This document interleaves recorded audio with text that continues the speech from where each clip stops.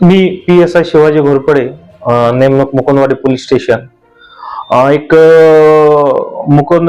Social मीडियावरती Mukundwadi police station हद्दीत काही मुले रामनगर भागामध्ये कोयता घेऊन दहशत पसरत असल्याचा एक व्हिडिओ आम्हाला मुकुंदवाडी पोलीस स्टेशनला प्राप्त झाला होता. त्यानुसार आमच्या वरिष्ठांनी सदर व्हिडिओमधील आरोपी निष्पन्न करून पुढील कायदेशीर कारवाई करण्याबाबत कळवले होते. त्यानुसार आपण तो जो सोशल मीडियावर जो व्हिडिओ मिळाला होता त्याचा संज्ञान घेऊन त्यामधील आरोपी निष्पन्न केले. परंतु तपासामध्ये किंवा चौकशीमध्ये सदरच्या व्हिडिओमध्ये निष्पन्न असलेले मुले ही अल्पवयीन असल्याचे दिसून आल्यानंतर आपण त्यांना ताब्यात घेऊन त्यांच्या पालकांकडनं त्यांना ताब्यात घेऊन त्यानंतर त्यांच्याकडे विचारपूस केली असता त्या व्हिडिओमध्ये दिसत असलेल्या त्या जो एक जण चाकू घेऊन हातात घेऊन फिरतोय किंवा दुसरा जो येतो त्या दोघांनाही ताब्यात घेतलं असं त्यांनी सांगितलं की त्यांनी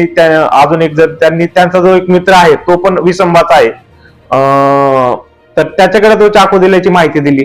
त्यानुसार त्या आरोपींचा आपण शोध घेतला, विसंबांचा आपण तो शोध घेतला आणि ते विसंबा म्हणजे विधी संघर्षित बालक जे आहेत तर त्यांचा आपण शोध घेतला आणि शोध घेतल्यानंतर त्या व्हिडिओमध्ये दिसत असलेला जो चाकू आहे तो देखील आपण जप्त करून सोशल मीडियावरती रहिवासी भागामध्ये जे कोणी दहशत पसरवण्याचा प्रयत्न करतं त्याच पद्धतीने यांच्यावर देखील आपण भारतीय शस्त्र अधिनियम कलम 425 प्रमाणे गुन्हा दाखल झालेला आहे. तरी मी या व्हिडिओतून आवाहन करतो की जे मुकुंदवाडी पोलीस स्टेशन हद्दीतील जर असे सोशल मीडियावरती शस्त्र घेऊन दहशत पसरवण्याचा प्रयत्न करायला अशा प्रत्येकाचा बिमोड आम्ही आमच्या मुकुंदवाडी वरिष्ठांच्या मार्गदर्शनाखाली केलेला आहे. त्याच पद्धतीने जे शाळेकरी विद्यार्थी आहेत जे ते अशा सोशल मीडियावरती जे दिसत असलेल्या रील्स बघून त्यांची नकल करण्याचा प्रयत्न करतात त्यांच्यावर देखील आमच्या सायबर पोलीस स्टेशनची मदत आहे. तसेच आमचं पोलीस स्टेशनची गोपनीय शाखा देखील त्यावर लक्ष ठेवून असून अशा दहशत पसरवणाऱ्या प्रवृत्तींचा बिमोड करण्यासाठी सक्षम आहेत.